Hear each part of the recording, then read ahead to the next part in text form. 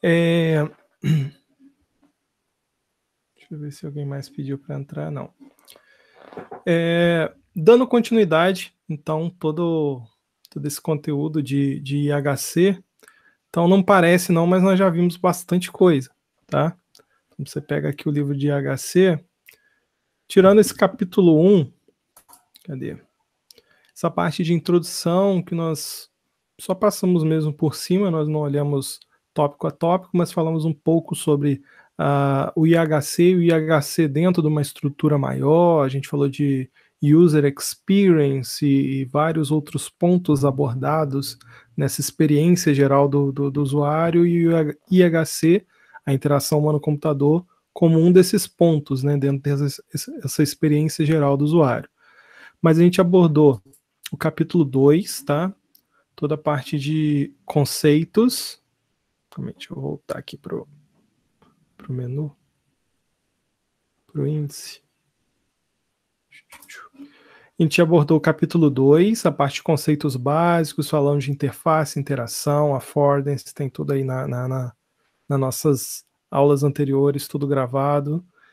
Falamos na outra aula sobre qualidade em HC, falamos sobre experiência, usabilidade, as leis de Nielsen, experiência de usuário, acessibilidade, comunicabilidade.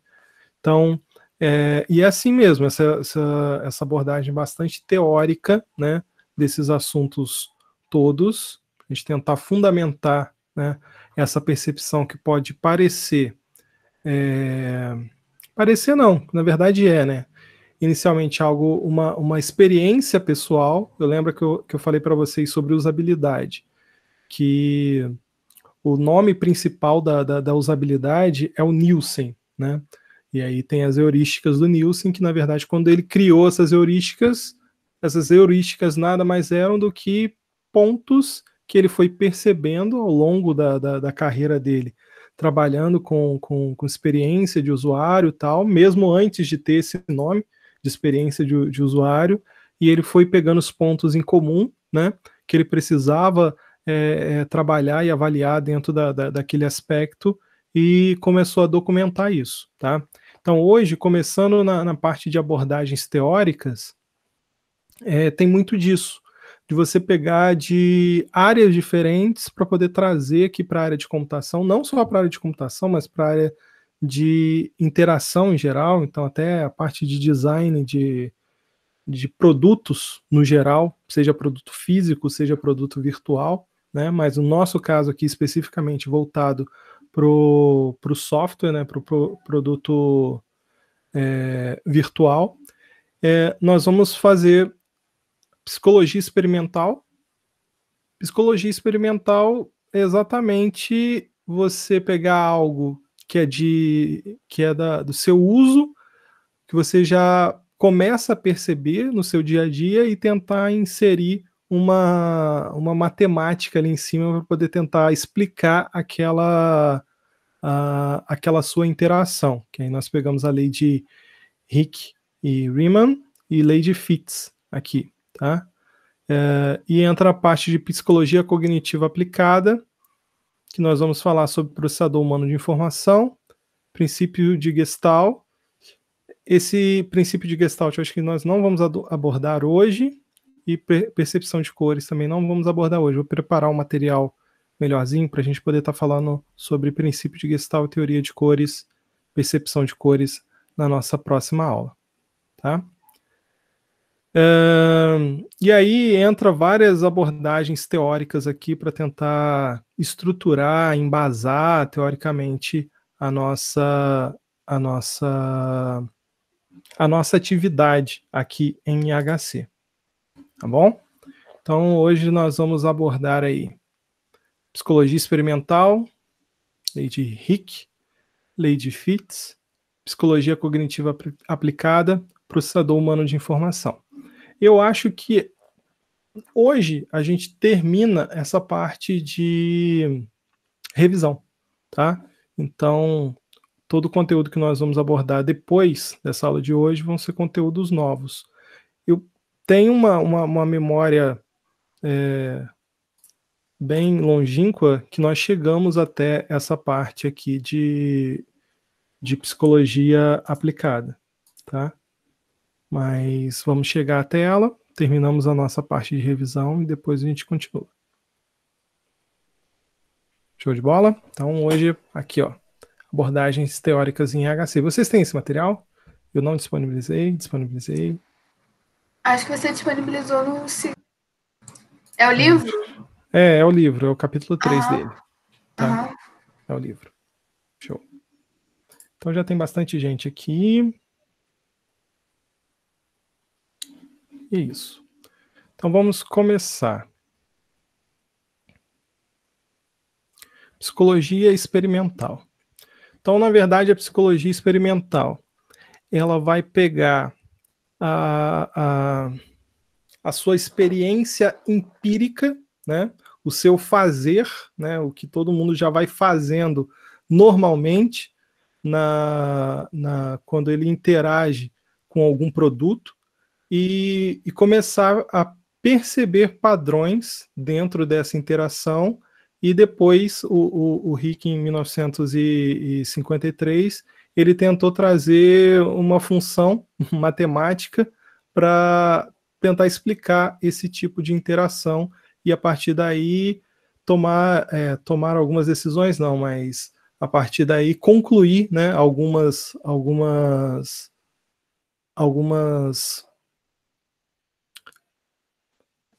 ideias em cima desse tipo de interação. Tá? Vamos pegar aqui, ó.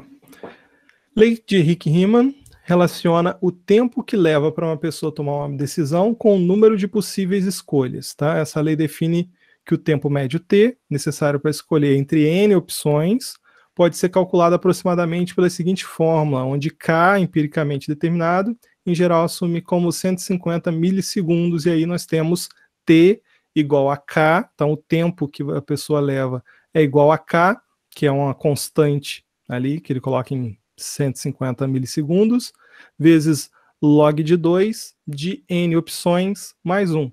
Então ele transforma isso numa equação matemática para tentar explicar esse tipo de interação, tá bom? Esse tipo de interação nada mais do que dizer que para tomar uma decisão, deixa eu permitir aqui, mais alguém pedindo para entrar. Para você tomar uma decisão, essa decisão ela vai demorar mais de acordo com o número de escolhas que você tiver, tá bom? Então, o seu tempo de escolher algo vai ser maior dado o número N, né, de opções que você tiver para esse algo, tá bom? Então, nós podemos dizer que o tempo ele é diretamente proporcional ao número de opções e o número de complexidade que você tiver nessas opções.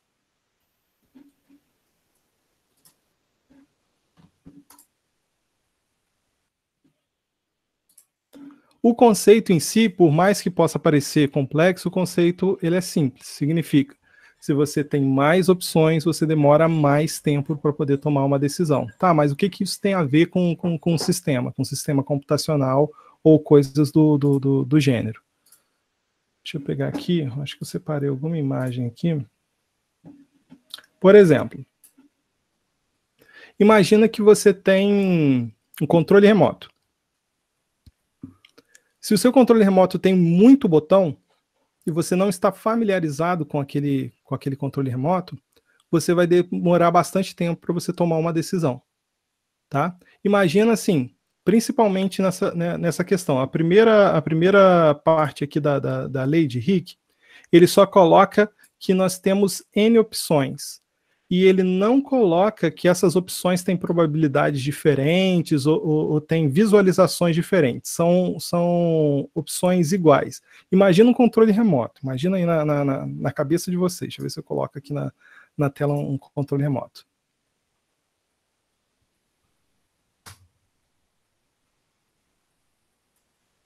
Aqui a imagem de um controle remoto. Imagina um controle remoto. E aí, entrei no Mercado Livre aqui. Deixa eu abrir só a imagem dele. Beleza. Só que agora, imagina que esse controle remoto tivesse todas as teclas do mesmo tamanho, porque a primeira parte da lei aqui, ele não diz que uma alternativa ela tem uma probabilidade maior ou ela tem alguma informação a mais do que a outra alternativa. Então, imagina um controle remoto que tenha, sei lá, 30 botões, todos os botões do mesmo tamanho, e você precisa interagir com esse controle remoto.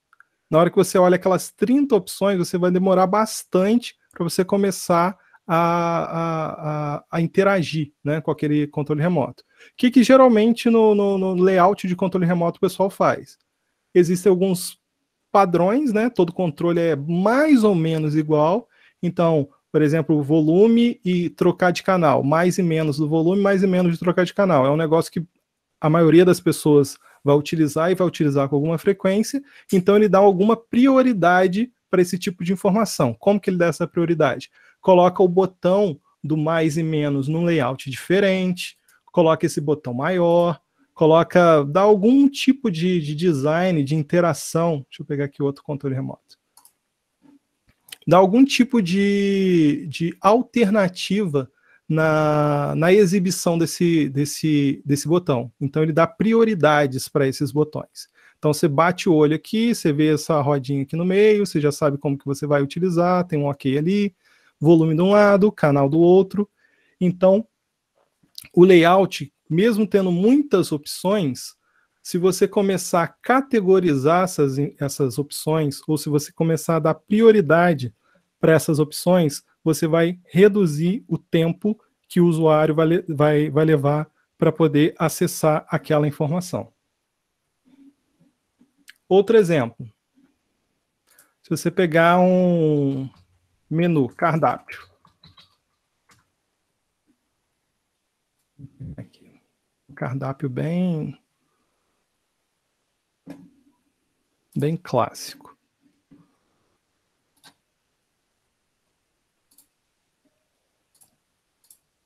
Nossa, essa imagem está pequena. Tá azul. Isso daí também é pequena, só tem 300 pixels de largura. É só uma moeda. Tá, mas tá dando para vocês verem aqui, né? Aqui. Uhum. Tá conseguindo enxergar? Tá dando, eu acho. Não precisa ler as informações, não. Só para vocês verem que tem um monte de coisa espalhada ali. Então, você pega um cardápio, por exemplo, o cardápio ele vai ter um monte de opções. Imagina você está numa pizzaria e aquela pizzaria faz 40 sabores de pizzas diferentes. Aí você coloca um cardápio com 40 sabores de pizzas diferentes. Tá lá o seu cardápio, grandão. Imagina que você não fez nenhuma categoria, que vai ser essa primeira definição aqui da lei de Hickman, tá? Caso as opções tenham igual probabilidade. Ou seja, se ela tem igual probabilidade, significa que você não deu... Gente, alguém pediu para entrar aqui. Deixa eu ver aqui. Beleza. Se ela tem igual probabilidade, significa que elas estão todas iguais, todas no mesmo formato. Agora imagina essa lista aqui, com todos os sabores de pizza, você não colocou nenhuma categoria, nem pizza tradicional, especialidades, light, nem nada. Só botou a lista delas lá em ordem alfabética, todas as pizzas. Aí imagina você indo pela primeira vez lá e é fogo. Sempre tem aquela pessoa que quer ler o cardápio inteiro antes de pedir, né? Aí a pessoa vai lá, vai ler o cardápio inteiro. Se não tiver escrito o sabor da pizza aqui, a pessoa ainda vai chamar o garçom, perguntar, essa especialidade da casa aqui, ela tem o quê? Aí o garçom vai falar o que ela tem, ainda vai perguntar o tamanho, o garçom só vai fazer assim com a mão, né? Ela tem mais ou menos esse tamanho assim. Então, o tempo da tomada de decisão aqui vai ser muito alto, porque você tem muitas opções e todas essas opções têm igual probabilidade. Para você reduzir esse tempo, tá? Você pode aumentar a probabilidade ou subdividir, né, essas probabilidades em categorias. Então, se você der grandes categorias para as pessoas, né, você tem a categoria tal, tal e tal. Você tem 3, 4 categorias, e a partir daquelas 4 categorias a pessoa já vai saber, eu quero categoria A, categoria B ou categoria C. E ali dentro você tem mais opções. Você já reduz o tempo de escolha daquela pessoa, do seu produto, do menu ou do site. Agora imagina isso num site, num sistema onde você tem na primeira tela já 30 opções, tá? E você não está categorizando essas opções. O tempo que a pessoa vai demorar para poder visualizar isso vai ser um tempo muito grande. Aí, pega um outro cardápio aqui. Deixa eu pegar aqui um cardápio. Agora, dá uma olhada nesse cardápio aqui. Cardápio de uma cafeteria, tá? Olha só. Eu tenho muitas opções de café. Aqui está na qualidade boa, Leonardo. Eu tenho muitas opções de café. Só que o que foi feito? Eu apresentei todas essas opções, só que não com a mesma prioridade. Eu categorizei, então aqui eu tenho cafés premium, cafés gelados, chás, e os principais que eu quero vender, eles vão estar com uma foto grande aqui, com preço, tal. Então, o que eu fiz? Dei prioridade a alguns itens, isso já vai facilitar a minha escolha, e aos outros itens que eu tenho, eu categorizei. Então, se eu quero café, cadê? Não, ele não tem nem opção de só café, mas se eu quero o premium aqui dessa cafeteria, eu venho aqui e já vejo, ó, chocolate, cappuccino, moca, expresso Nutella, café irlandês. Beleza. Se eu quero só gelado, não, hoje está quente, não quero nem olhar para os cafés. Então, eu já venho direto aqui para o gelado. Ver quais as opções que eu tenho. Se eu quero chá, tem 2 opções aqui. Ou se eu quero as especialidades da casa lá, o que eu mais quero vender, por mais que eu dê 50 opções de produto, eu quero vender especificamente uns 10 ali, que vai ser o que eu vou conseguir fazer mais rápido, que me dá mais retorno, tá? E aí, você tem essas opções com destaque, tá? Então a probabilidade dessas opções são diferentes, tá? Nessa primeira definição eu coloco todas as probabilidades iguais. E aí depois a teoria ela vai evoluindo para você colocar categorias e probabilidades diferentes em cada uma dessas opções. O que é colocar probabilidades diferentes? Na nossa questão visual, né? Vai ser dar destaque a uma coisa ou outra, a uma opção ou outra, e categorizar as demais opções que você tem. Um cardápio assim vai ser muito mais fácil de você escolher e rápido de você escolher do que você pegar um cardápio desse jeito. Imagina esse mesmo cardápio aqui de uma cafeteria aqui. Aí vai estar aqui, ó, café simples, café não sei o que, café tal, tudo em ordem alfabética, com o preço do lado, tal. Essa visualização é bem melhor. Então, entendido essa lei, essa primeira lei só diz isso, tá? Que o tempo que a pessoa leva para tomar uma decisão está diretamente relacionado com o número de possíveis escolhas, beleza? E se essas escolhas tiverem igual probabilidade, pior ainda, vai demorar mais tempo. Se essas escolhas tiverem probabilidades diferentes, destaques, ou se essas escolhas estiverem categorizadas, você já vai reduzir esse percurso, tá? Então, quando você for fazer um menu do seu site, do seu sistema, então, sistema de controle de alguma coisa, né? Aí na primeira tela do sistema, a primeira tela é login e senha, beleza, loguei, login e senha. Meu sistema ele tem 30 módulos, aí na primeira tela já aparece os 30 módulos para mim, um botão para você acessar cada um dos 30 módulos. Não, categoriza isso, vai apresentando essas opções aos poucos, tá? Aqui, ó, outro exemplo aqui, ó, do menu do Starbucks. No caso dos cafés gelados, Ice Coffee, Ice Espresso, e aí coloca aqui uma ilustração com o nome do café e assim por diante. Mas essa ilustração aqui, ela mostra bem essa questão de você ter opções sem prioridade, né? De igual prioridade, no caso, e quando você categoriza e coloca prioridades ou probabilidades diferentes em cada uma dessas alternativas. Beleza? Já a lei de Fitts, ela está relacionada ao tempo que a pessoa leva para poder apontar algo na tela. Tá? Então você tem um início e você tem um algo. Um alvo, né? Você sai daqui e vai clicar lá. Se você estiver usando um mouse ou uma tela de toque, você vai pensar nisso também de maneiras diferentes. Basicamente, ela está falando que o tempo para você ir do ponto A para o ponto B, é o que está sendo dito na expressão matemática, é diretamente proporcional à distância entre os pontos. Né? Então, se eu estou no ponto A e eu tenho o ponto B, se o ponto A estiver mais distante do ponto B, o tempo que eu vou demorar vai ser um tempo maior, diretamente proporcional. Né? Nossa, isso é tão óbvio. Beleza, é óbvio, mas alguém foi e fez isso através de uma expressão matemática para você poder ter essa teoria documentada. E o tamanho desse ponto A e desse ponto B, tá? É inversamente proporcional a esse tempo. Então, se o ponto B for um alvo pequenininho, eu levo mais tempo para ir até ele. Se ele for um alvo maior, eu levo menos tempo para sair do ponto A para ir para o ponto B. Beleza? Essa questão de proporcionalidade dos elementos na tela, vocês vão ter que pensar no momento que vocês estiverem desenvolvendo aí o sistema. Esse sistema vai estar rodando no quê? Vai estar rodando no desktop, só desktop. Aí você vai pensar numa proporção do tamanho dos botões, do acesso do menu, porque você está com o mouse. Isso está rodando num celular. Então, aquela primeira lei que nós falamos sobre a quantidade de opções que você vai mostrar, ela precisa ser utilizada, só que essa segunda aqui também.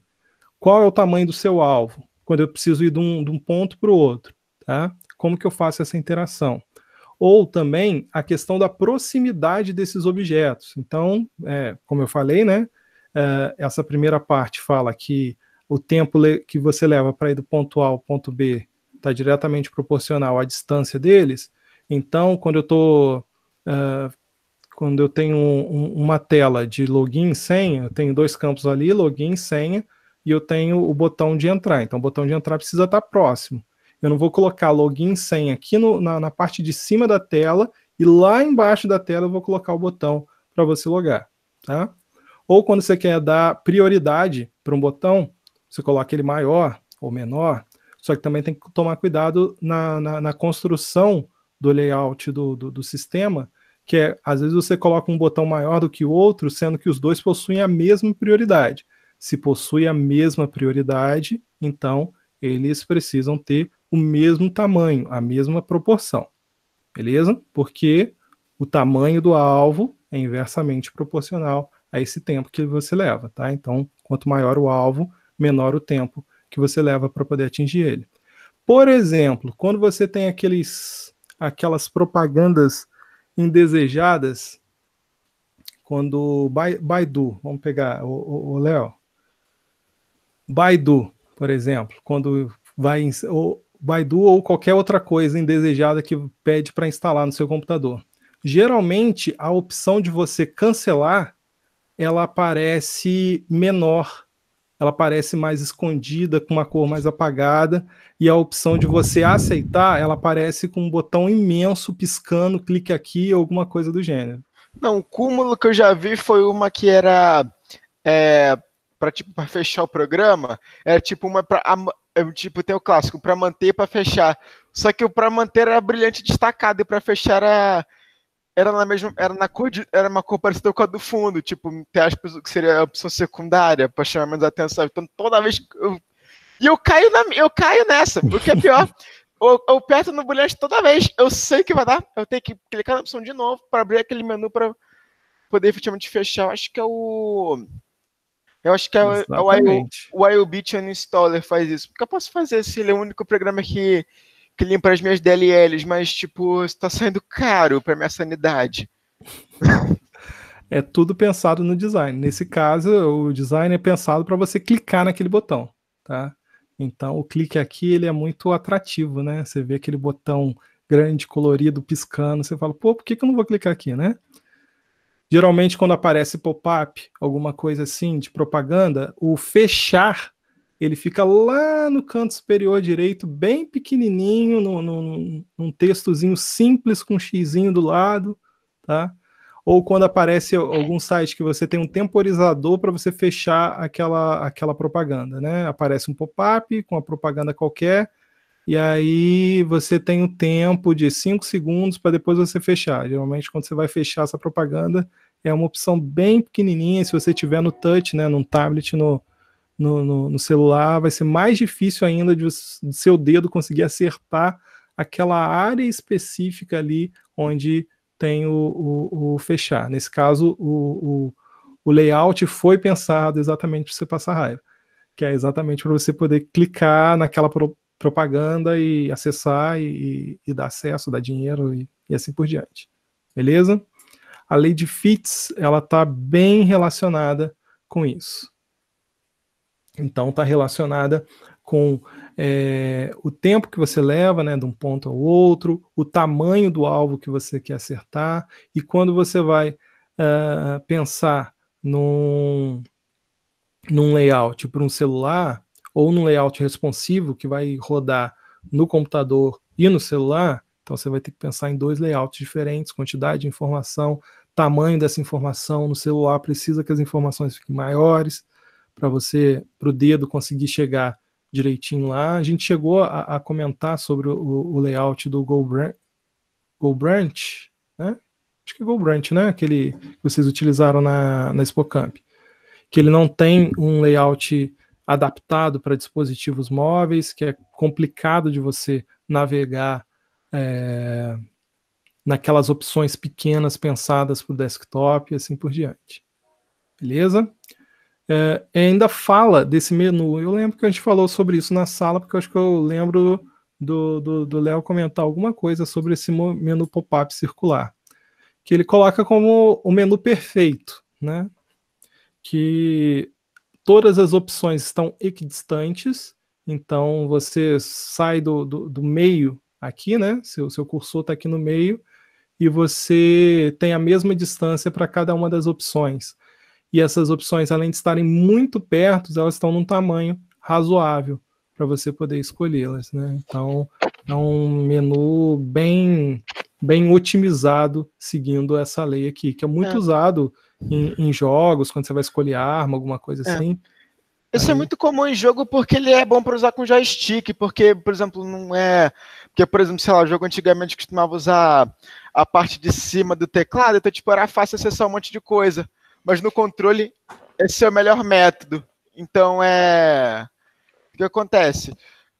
Mas sabe quem usa muito esse menu também? O Blender. Ele usa para alterar os módulos de renderização, para você, por exemplo, ou renderizar, ou você só vê o wire da parada, acho que aperta o Shift, aí já vai uma roda no mouse para você alterar o modo. É bem útil. E geralmente, quando aparece esse tipo de menu, ele fica grudado no mouse, né?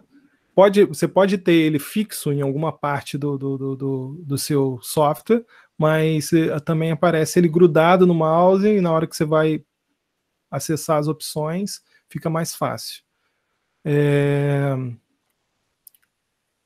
Então, aqui entra, né, segundo, né, essa lei de Fitts, aqui entra como o menu perfeito, né? Que você tem todas as opções próximas aqui, com tamanho legal, fácil de ser clicada, fácil de ser visualizada. Beleza, gente? Até aqui? Beleza.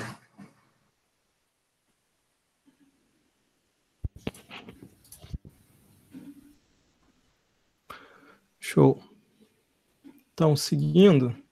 Cadê? Psicologia cognitiva aplicada. Primeira parte aqui dessa psicologia cognitiva, hoje nós vamos terminar nessa parte do processador humano, tá? Aí na próxima aula, a gente termina essa parte de psicologia cognitiva aplicada com Gestalt e teoria de cores, tá? Vamos lá. Processador humano de informações. Com base na psicologia de processamento de informações, né, o processador humano modelo de informações, segundo eles, o uso de modelos vem o ser humano como um processador de informações. Gente, não quer dizer que o nosso processo cognitivo de reconhecer, né, as coisas, processar e realizar algum ato, não quer dizer que seja exatamente do jeito que está sendo proposto. Aqui são um dos modelos propostos, e esse modelo é usar um ser humano como se fosse um processador moderno que nós temos, né, que você tem entrada, processamento, troca com memória principal e saída. Então é você pensar na interação humana a partir desse modelo de processamento que nós temos para os computadores, tá? Então o MHP é composto de 3 subsistemas, cada qual com suas próprias memórias e processadores, juntamente com alguns princípios de operação: perceptivo, o motor e o cognitivo. Então, basicamente, nós temos, ele entende deixa eu colocar aqui no meio aqui. Ele entende a mente humana como se fosse um processador. Eu até concordo bastante com essa teoria aqui. Então você tem o mundo externo, tá aqui, ó, nessa linha pontilhada aqui embaixo, o mundo externo, e para cima dessa linha aqui é você. Você tem o mundo externo e você tem você. Então você tem entradas e saídas de informação. Então todo mundo tem entradas e saídas de informação. Essas entradas, elas recebem através dos dispositivos de entrada, assim como o computador, só que no nosso caso, ele chama esses dispositivos de entrada de receptores. Então, todos os seus sentidos. Então, visão, audição, olfato, tato, tá? Todos esses sentidos estão aqui nesses seus receptores, tá? Até sentidos de equilíbrio. Então, seus receptores, eles estão funcionando o tempo todo. Então, o tempo todo, vamos pegar assim, uma pessoa que enxerga, que ouve, vamos colocar assim, né? Então, ela vai ter lá todos os receptores, olhos, ouvidos, nariz, todos os seus sentidos funcionando full time, tá? Só que aí você precisa processar essas percepções. Se os seus sensores estão recebendo dados, fazendo input de dados o tempo todo, se você precisasse perceber todos aqueles dados ao mesmo tempo, você entraria em parafuso. Então, apesar de o seu olfato estar funcionando o tempo todo, você não fica pensando no cheiro que você está sentindo o tempo todo. Você só vai dar destaque para aquele cheiro que você está sentindo numa situação ou outra. Você está ali na sala, alguém fez alguma coisa ali, você vai sentir que tem alguma coisa diferente, e aí você vai começar a dar atenção àquele cheiro. Ou você chega perto de uma pessoa cheirosa, você vai pensar naquele cheiro, se te lembra alguma coisa e tal, e só que apesar do olfato estar funcionando o tempo todo, mas você só vai dar atenção para ele em algum momento. Então nós temos um processador perceptivo que vai pegar cada um dos sensores desse dispositivo de entrada e vai dar prioridade para eles de acordo com o contexto, de acordo com o momento, tá? Então agora vocês estão acompanhando a minha aula aqui, então eu acredito que os seus olhos, o processador perceptivo, está captando essas informações que estão vindo dos receptores dos olhos, está captando essas informações que estão vindo dos ouvidos, e por enquanto o seu tato está um pouquinho desativado, apesar do seu processador perceptivo precisar dele no momento que você está clicando aí no mouse, clicando na tela, ou alguma coisa do gênero. O seu olfato, nesse momento, deve estar um pouquinho adormecido, apesar dele estar dele estar ativo, tá? Mas o processador perceptivo, ele vai utilizar aquilo que lhe convém naquela determinada situação. Bom? Aquilo que lhe convém, ele vai para 2 tipos de memória, que nesse processador humano de informação, ele chama de memória de trabalho e memória de longo prazo. Lá no nosso computador, nós temos a memória de trabalho, né, que é a memória RAM, que é aquela memória que você usa ali na hora e depois aquela informação se perde. E nós temos uma memória de longo prazo, que é quando você quer salvar aquela informação que está na memória de trabalho e você manda aquela informação para o HD. Então ele coloca que nós funcionamos também dessa maneira. Então nós temos os nossos receptores, o nosso processador perceptivo que vai filtrar, né, as informações dos receptores de acordo com o contexto, e ele vai jogar aquela informação para uma memória de trabalho, para aquilo que você precisa agora, tá? Então, tudo que você está vendo na tela agora e tudo que você está ouvindo eu falar, está na sua memória de trabalho, tá? Essa memória de trabalho está diretamente relacionada ao seu processador cognitivo.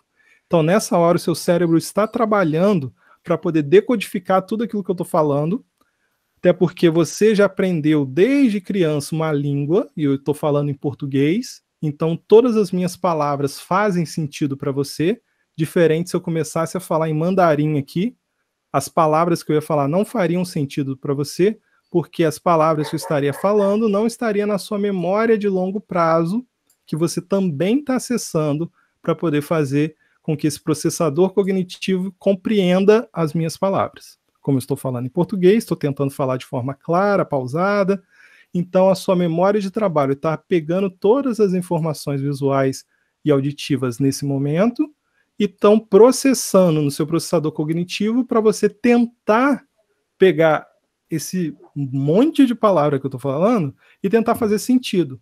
Aí você está criando conexões nesse momento aí dentro da sua cabeça para classificar, né, esses pontos que eu estou tentando explicar aqui, para que você consiga compreender, fazer com que isso faça sentido, para que você mande essa informação para sua memória de longo prazo.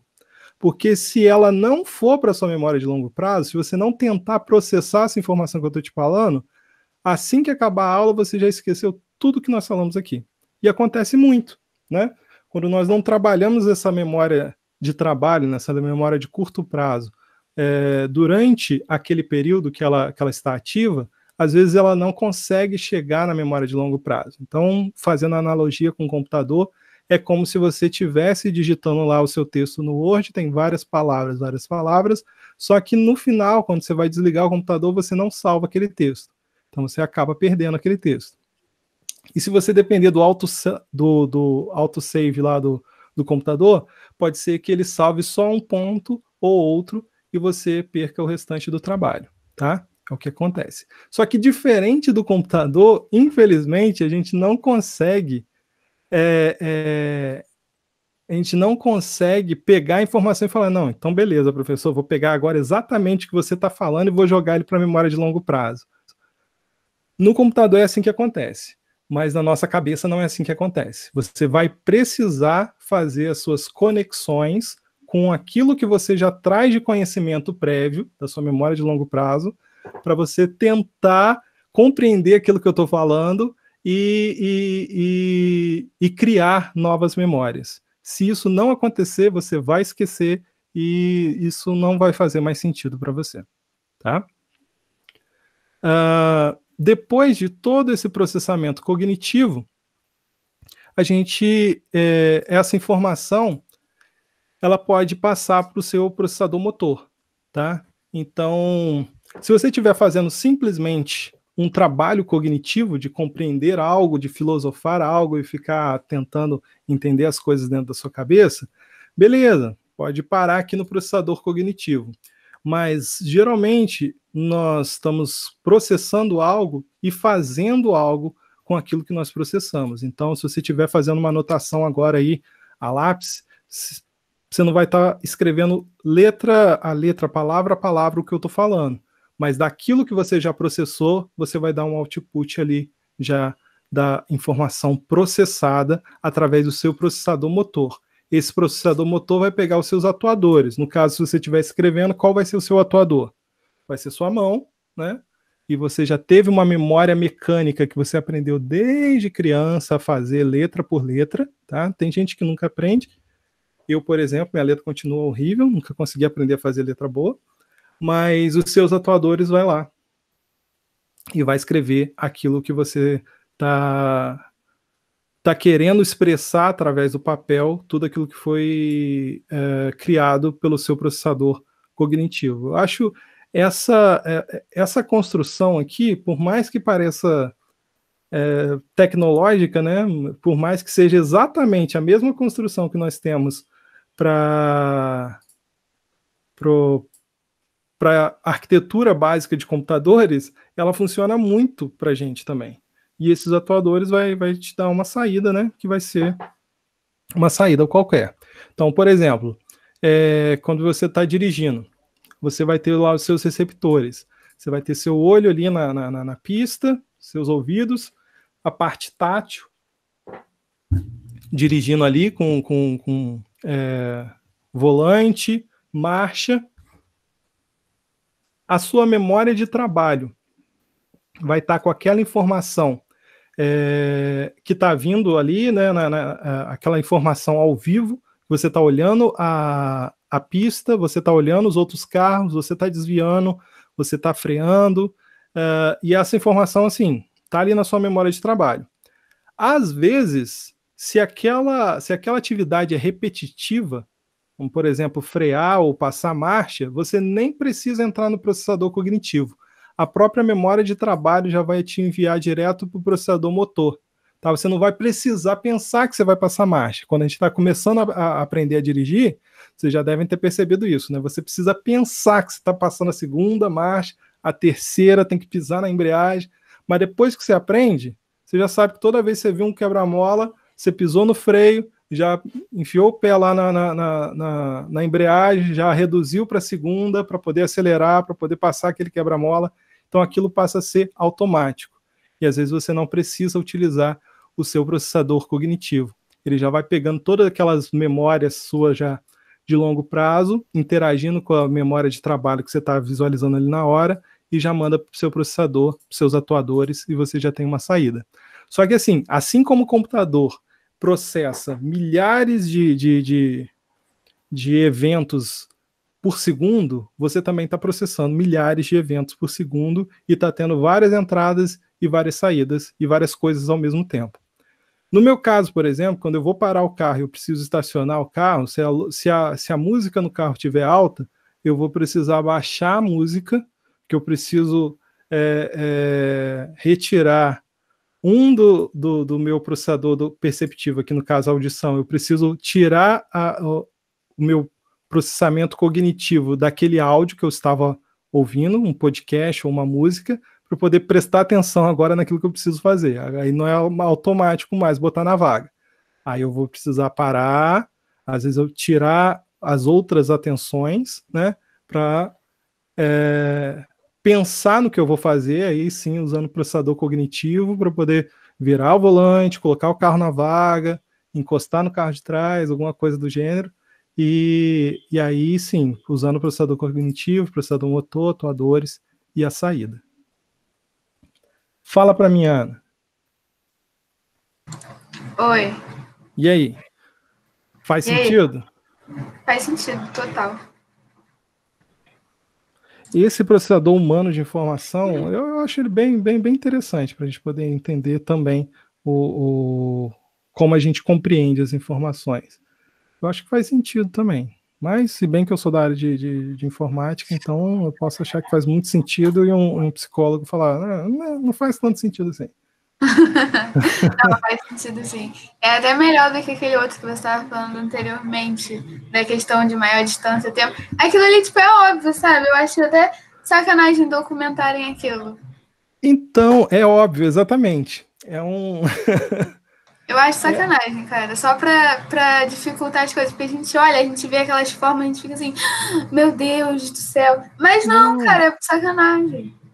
Não, mas assim, essa parte de psicologia experimental é exatamente você pegar coisas que acontecem no nosso cérebro há muito tempo, às vezes sem você ter como explicar, e você tentar explicar aquilo de algum jeito. E nesse caso, esses caras aqui fizeram até equações matemáticas para poder explicar aquilo, né? Como que aquilo está acontecendo.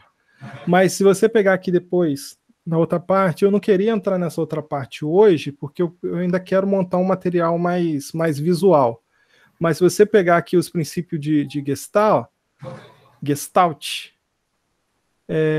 proximidade, continuidade, simetria, são coisas assim que você não precisa saber o conceito, você não precisa ter Deixa eu pegar aqui algum conceito aqui de Gestalt.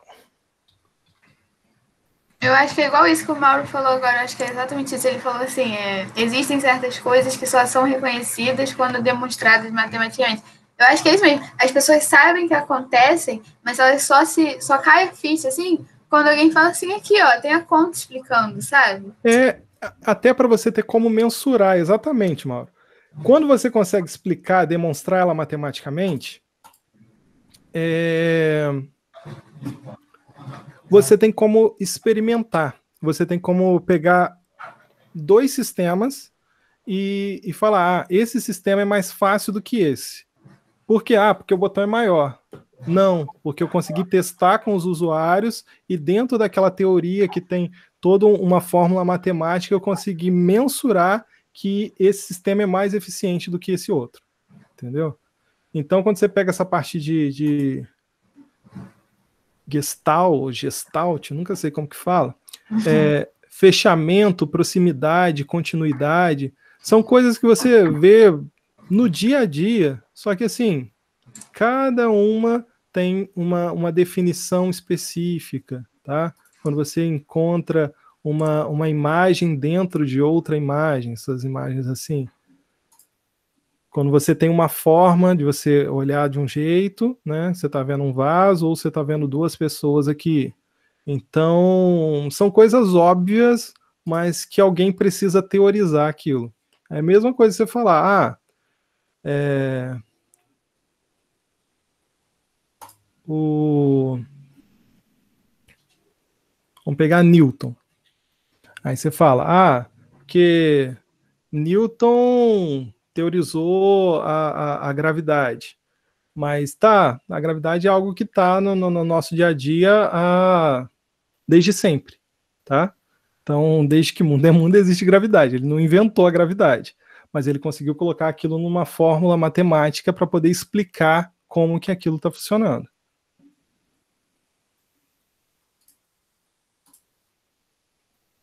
A física tem muito disso, né? Então você pega ali alguns conceitos físicos, você fala, que são todos conceitos empíricos, geralmente é isso. Quando você tem conceitos empíricos, né, conceitos que você vivencia, você pega toda a mecânica clássica, né? São coisas, velocidade, agora fugiu tudo. Mas você pega toda a mecânica clássica, é coisa que acontece no dia a dia. Tá? Você pega a física lá do primeiro ano, é tudo coisa que acontece no dia a dia, mas alguém foi lá e verificou que existe uma fórmula matemática, né, uma teoria por trás daquilo para poder explicar como que aquilo está ocorrendo.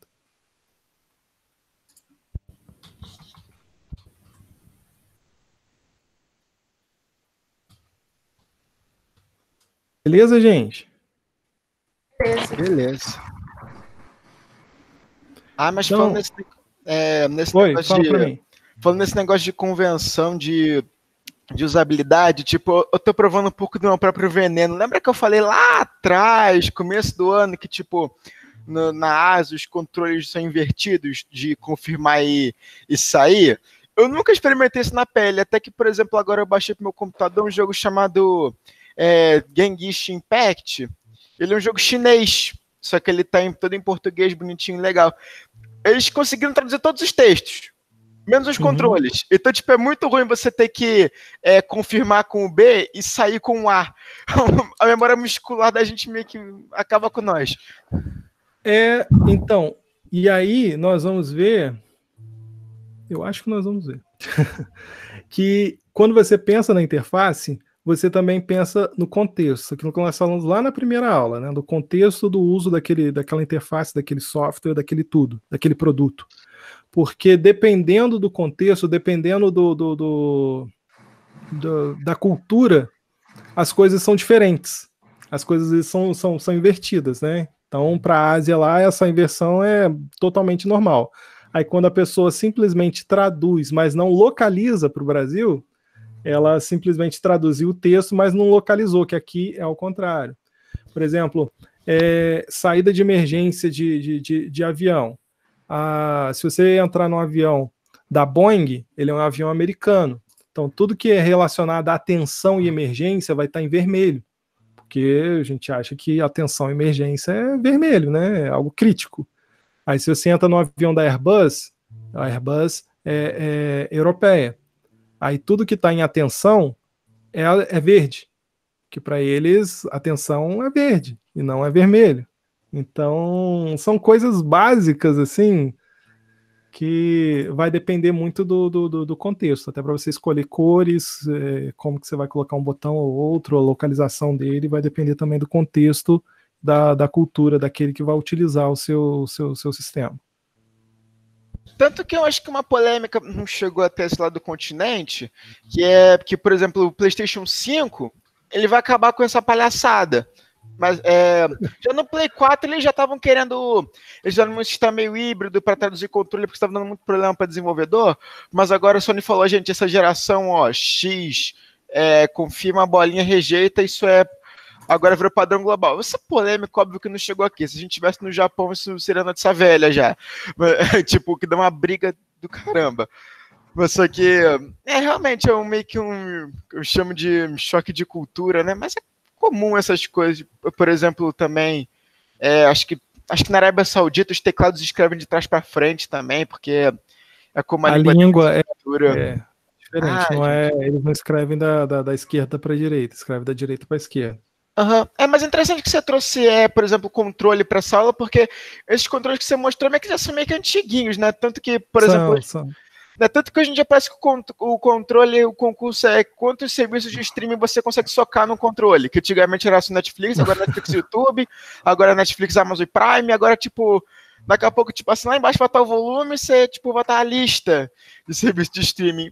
Mas não, brincadeiras à parte, realmente, acho que a nova evolução agora dos controles, por exemplo, saiu agora, se alguém quiser dar uma olhada, é o controle do novo Chromecast, da Apple TV, de algumas TVs, como o controle Magic da LG, agora a tendência é meio que ao contrário, é mais, digamos, sensores e toques e menos botões. O concurso de quem consegue colocar cada vez menos botões. Tanto que você chegou a ver, né, que agora o Chromecast novo tem controle, né? Tem. Ele é todo simplesão, ele é todo básico, mas meio que agora a tendência é essa, uma questão mesmo de usabilidade, para usar... que agora tá na moda o botão fazer mais de uma função. Então, no caso, touches e essas coisas estão sendo infinitamente mais usadas. E assim, foi o mesmo conceito que o Steve Jobs ele usou quando lançou o iPhone. A gente pode até falar, mas hoje em dia a gente sabe que todo smartphone é todo igual. Mas foi uma quebra de paradigma. Antes do lançamento do iPhone, tudo que você tinha de celular, de smartphone, era algo com teclado físico. Então, o mais evoluído que você tinha, aqueles palm tops, que era um smartphone cheio de funções para a época, obviamente, ele tinha uma tela e embaixo ele tinha um teclado QWERTY. Eu já tive um celular da Motorola com teclado QWERTY que eu achava ele maneiraço. E ele rodava o Windows Mobile ainda, ruim pra caramba. Mas embaixo ele tinha um teclado QWERTY. Então você tinha várias opções ali de letras, de você ter Shift, de você ter F1, F2. E a ideia do iPhone era exatamente Se cada contexto eu preciso utilizar uma interface diferente, por que eu vou ter botão físico? O botão físico ele vai estar poluindo a minha interface e ele vai estar ali, às vezes vai ter algum botão que eu raramente vou utilizar. Então, por que a tela inteira não ser um botão?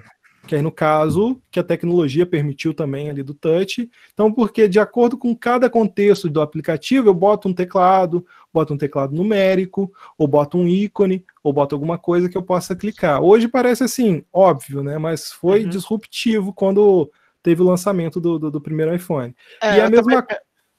Não, desculpa. Eu também falar que eu também penso no volante do Tesla, porque, tipo, por exemplo, nos modelos mais básicos, tipo o Model Y e o Model 3, o volante só tem 2 knobzinhos que eles vão para cima, para baixo e para os lados, mas, tipo, eles são puramente contextuais. Então, tipo, dependendo do que o carro estiver fazendo, aquilo, por exemplo, sei lá, no piloto automático, a rodinha do lado, ela faz o carro andar mais rápido ou mais devagar.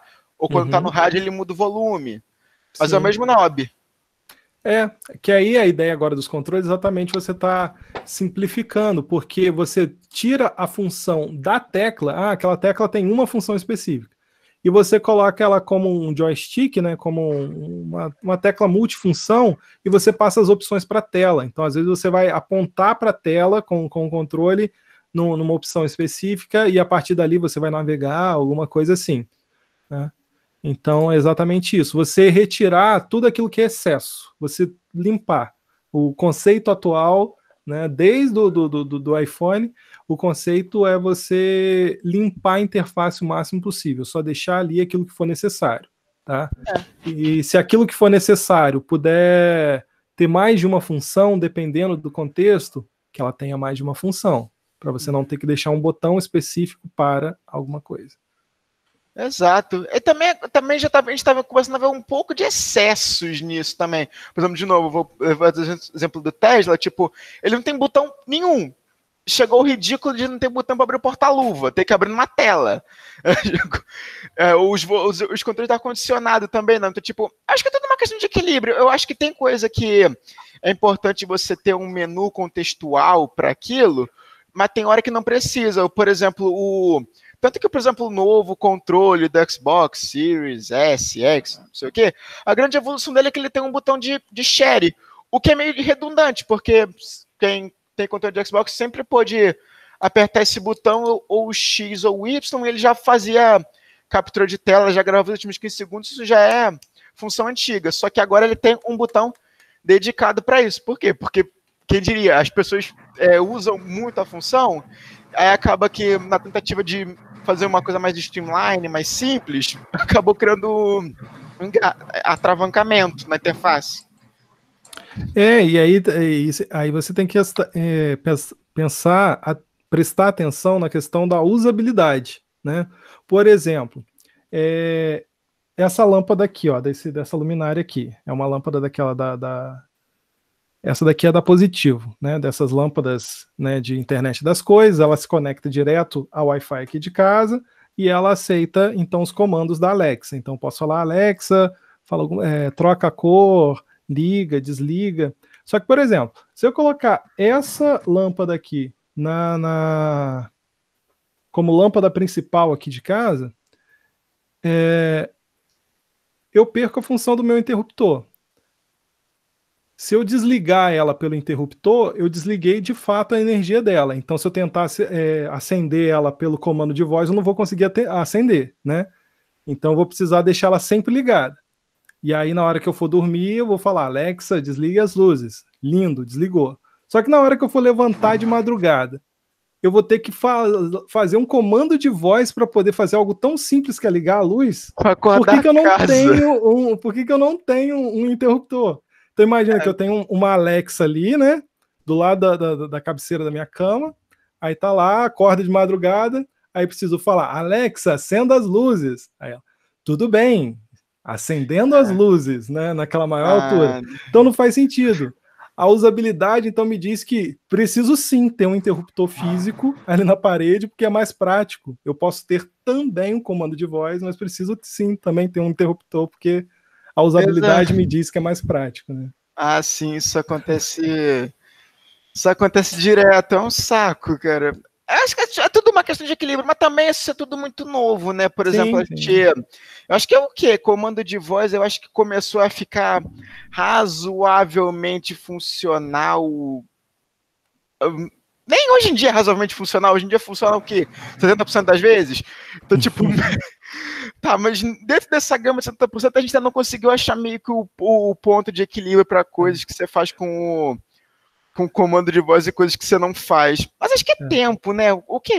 Tempo, experimentação, popularização da tecnologia. É o que você tinha falado na aula passada, acho que você falou sobre aquele implante neural. Da Neuralink. Tá Isso. fresco ainda. Então, vai ter várias opções, terão várias opções, né? E alguma vai se popularizar, outra não. Tá? Tecnologias se popularizam, outras não. Por exemplo, TV 3D. Teve a época da TV 3D que todas as TVs eram 3D, vinha com óculos, tal. Popularizou? Não. Por quê? Porque a experiência não fez tanta diferença assim. Talvez no cinema faça uma diferença legal, mas em casa, no dia a dia, para você assistir jornal, você não vai querer botar um óculos 3D para poder ver notícia. E tem uns debates, né? Por exemplo, eu acho que, comandos direto do cérebro são, sem dúvida, a melhor que tem, porque você não precisa de absolutamente nenhuma interação. Mas, por exemplo, pensa num problema que você pode dar. Por exemplo, você deu o exemplo de acender a luz de madrugada. Pensa só, tipo, eu tenho que levantar, eu tenho que acender a luz. A luz acendeu. Você pensou em acender a luz. Você ainda está no planejamento de acender a luz, mas você pensou em acender a luz, né? Nossa Senhora. Imagina tudo que você pensar acontecer, né? Imagina a confusão que vai ser. O treinamento dessa inteligência vai demorar um tempo. Não, né? Imagina um adolescente lá para os 13 anos, os hormônios à flor da pele, pensa em alguma coisa, aparece na TV, ai, droga. Isso é ser um problema. Aqui o Renan tá falando que usa comando de voz para definir despertador. É show de bola. Eu quero um Echo Dot. Echo, né? Que é aquelas caixinhas da Amazon. Pô, queria uma paradinha daquela. Porque, assim, para perguntar toda noite, a minha esposa pergunta: qual que vai ser a temperatura amanhã? Vai chover? Que ela quer super prevenida, quer levar guarda-chuva, quer saber se vai levar blusa, quer saber que é isso, que é aquilo. E atualmente eu já tenho apertado só o botão do Google Assistente aqui, perguntando tempo em Rio Claro amanhã, que ela trabalha em Rio Claro. Aí já fala, tempo tal, não sei o quê. Agendar, por exemplo, despertador, que o Renan estava falando. Também é super prático. Me acorda amanhã às 6. Tão prático do que você entrar no aplicativo, colocar tal, alguma coisa. E também a gente não tem escolha às vezes, né? Por exemplo, às vezes eu tô andando de bicicleta, uma coisa que eu faço muito, por exemplo, para não bicicleta, você meio que precisa de liberar alguns sentidos. Eu, por exemplo, que eu faço, geralmente eu dou 2 toquinhos no meu AirDots, ele chama o comando de voz e liga para fulano. Aí eu, sem tirar as mãos, nem a atenção da rua em nenhum momento, eu consigo falar com alguém que eu precise e tal, o que é muito útil quando você está resolvendo coisa na cidade de bicicleta, que você não perde tempo nem para falar, nem para se deslocar, você faz tudo ao mesmo tempo. E assim, essa nossa disciplina, ela vai ser cada vez mais relevante, né? Porque se você pensa em interação humano-computador, cada vez está maior. Então, se antes você interagia só na hora que você estava na frente do computador, hoje em dia não. Tá? Hoje em dia você interage com vários dispositivos e agora com a internet das coisas, né, IoT, então mais dispositivos ainda. Então, ver essas teorias todas que nós estamos vendo, por mais antigas que possam ser, né, da década de 60, da década de 80, mas fala muito sobre interações atuais. Tá? A tecnologia evolui, mas essa questão da psicologia dessa interação já é uma questão mais antiga. Tá? Exato. É uma questão que a gente consegue fazer o link direto com novas tecnologias. E do jeito que a tecnologia está virando uma extensão do nosso corpo, cada vez mais. Assim, uma coisa que eu penso bastante nesse assunto, por exemplo, você falou que a gente é tipo como se fosse uma máquina. Se o ser humano fosse uma máquina, ele seria tipo. Ela teria um processamento absurdo, seria uma farm com pernas, que é o que o ser humano é. Mas a nossa, digamos, data throughput é ridícula. Por exemplo, a quantidade de informação que a gente consegue absorver é mínima. Tipo um livro de 3.000 páginas. Tipo, se fosse um pendrive plugável, é um TXT minúsculo. Mas para o ser humano, ler aquilo com os olhos, com o leitor, demora porque, muito. Assim, na verdade, o nosso processamento ele é muito bom. Porque o nosso processamento é um processamento de contexto. A gente não é bom de armazenar. Né? Armazenar informação... Como que eu posso dizer? Você não consegue decorar um livro inteiro. Mas você consegue entender aquele livro e trazer, né, para o seu conhecimento várias pequenas histórias de dentro daquele livro. E aí você está numa conversa, nada a ver com uma pessoa falando alguma coisa, e de repente seu cérebro faz uma conexão com algo que você leu há não sei quanto tempo atrás e você traz aquilo para aquele contexto. Porque de alguma maneira dentro da sua cabeça teve um link. Então, por mais que o nosso processamento não seja comparável do computador em questão de velocidade e armazenamento, mas o quanto nós conseguimos classificar as coisas, dar contexto, né, para informações e depois pensar uma informação ou outra num momento super aleatório, eu acho isso bem interessante. E tem como treinar isso, né? Tem como a gente... Existem cérebros mais ativos do que outros cérebros, né? Com habilidades de você conseguir processar rápido. Eu sou péssimo para conseguir processar informação rápida. Por exemplo, por isso que eu falo, por exemplo, o tempo todo. Nessa aula ao vivo, vocês vão ouvir muito isso.